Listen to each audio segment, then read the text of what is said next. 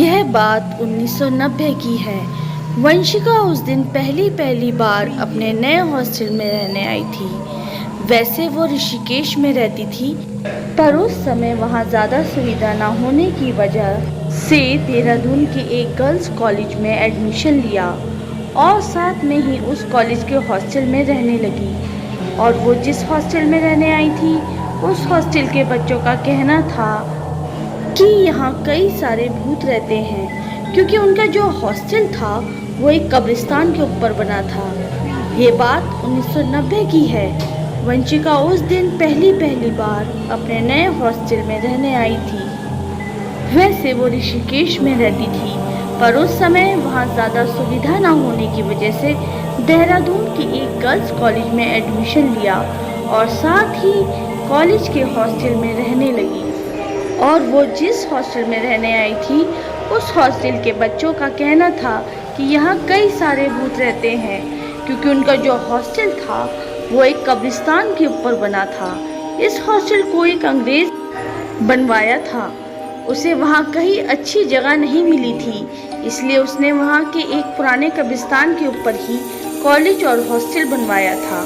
ये कॉलेज और हॉस्टल बस लड़कियों के लिए उस अंग्रेज ने बनवाया था, क्योंकि उस समय हमारे देश में लड़कियों को ज़्यादा शिक्षा नहीं मिलती थी। उस हॉस्टल में रह रहे बच्चों का यह भी कहना था कि इस हॉस्टल में कई सारी लड़कियों की मौत भी हो रखी है और इसी वजह से इस हॉस्टल के कई सारे कमरे बंद पड़े थे। वंशिका उनकी बातों को ज़्यादा गंभीरता से नहीं लेती, क्योंकि उसे भूतों पर बिल्कुल भी विश्वास था। पहली ही रात वंशिका जब रात को सोने गई तो उसने अपने बालों को बांधा नहीं और अपने कमरे में ऐसे ही खुला छोड़ दिया। कहते हैं लड़कियों को कभी भी रात में अपने बाल खुले नहीं रखने चाहिए। वंशिका देखने में बड़ी ही सुंदर थी और उसके बड़े बड़े बाल उसकी उस सुंदरता को और भी बढ़ाते थे। वंशिका उस रात में सो ही रही थी, तभी उसे ऐसा लगता है कि कोई उसके बालों पर अपना हाथ फेर रहा। वो वंशिका सोचती है उसकी मम्मी होगी, इसलिए वो बोलती है, अरे सोने दो ना मम्मी, इतना ही बोलना था।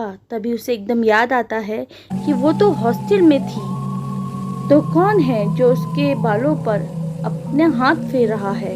यही देखने के लिए वंशिका ने जैसे ही अपनी आंखें खोली तो उसके मुंह से चीख निकलने वाली ही थी कि तभी उसके मुंह पर किसी ने हाथ रख दिया। जिसने वंशिका के मुंह पर हाथ रखा था उसने वंशिका से कहा, डरो मत, मैं तुम्हें कुछ नहीं करूँगा। अब मैं तुम्हारे मुंह हाथ हटा रहा हूँ, पर चिल्लाना मत। पहले तो वंशिका उसे देखकर डरे जा रही थी, क्योंकि वह आदमी बहुत बड़ा और भयानक सा था। वंशिका फिर हिम्मत करते हुए उससे पूछती है, कौन हो तुम?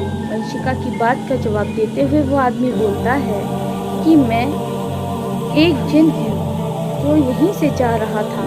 तभी मेरी नज़र तुम पे पड़ी और मैं तुम्हारे पास आ गया। पता नहीं जिन की बातें सुनकर या जिन की आंखों में देखकर वंशिका का डर भी खत्म हो गया था और बातें करते करते दोनों में दोस्ती भी हो गई थी। कहीं ना कहीं वो जिन भी वंशिका को पसंद करने लगा था, इसलिए वो रोज रात में आता और वंशिका के बालों के साथ खेलने लगता। उसके आते ही वंशिका भी जग कर बैठ जाती और पूरी रातें बातें करती रहती।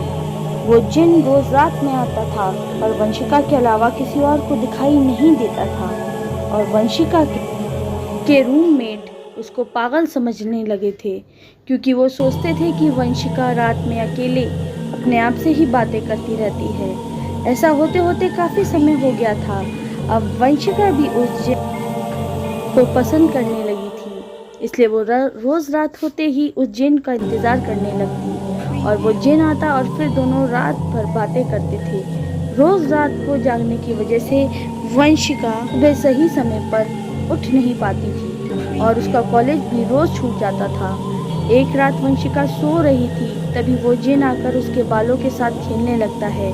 तभी वंशिका की एक रूममेट ने वंशिका के बालों को अपने आप हवा में उड़ते देख लिया और उन सब ने अपना रूम चेंज कर लिया। अब सब हॉस्टल में वंशिका के साथ रहने में भी डरने लगे थे, एक दिन जब वंशिका घर वाले वंशिका से मिलने आए तो सबने उसके घर वालों को सारी बात बता दी कि किस तरह वंशिका के बाल रोज रात को अपने आप उठने लगते थे और वो पता नहीं किससे पूरी रात बातें करती रहती थी। उसके घर वाले सारी बात को समझते हुए वंशिका के पूरे बाल छोटे छोटे करा देते हैं। वंशिका तो अपने बालों को नहीं कटवाना चाहती थी क्योंकि उसे पता था कि उस जिन को उसके बाल सबसे ज़्यादा पसंद थे, इसलिए वो कटवाने से मना करे जा रही थी और उसके घर वालों ने ज़बरदस्ती उसके बाल छोटे करवा दिए। और जब रात हुई तो वो जिन रोज तरह वंशिका से मिलने आया तो उसने देखा कि वंशिका ने अपने बाल कटवा दिए हैं। तो ये देखकर उस जिन को बड़ा ही गुस्सा आया और वंशिका को पूरी रात मारता रहा। उसके चीखने की आवाज़ पूरे हॉस्टल में गूंज रही थी और किसी के अंदर इतनी हिम्मत नहीं थी कि वो वंशिका के रूम में चला जाए। और सुबह हुई तो सबने उसके रूम में आकर देखा कि वंशिका पूरी तरह से घायल थी।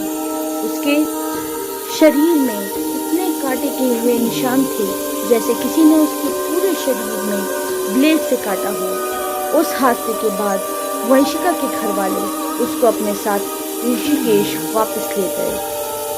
अगर आपको ये स्टोरी पसंद आई हो तो अपने दोस्तों रिश्तेदारों में शेयर कीजिए, सब्सक्राइब कीजिए और लाइक कीजिए। Thank you.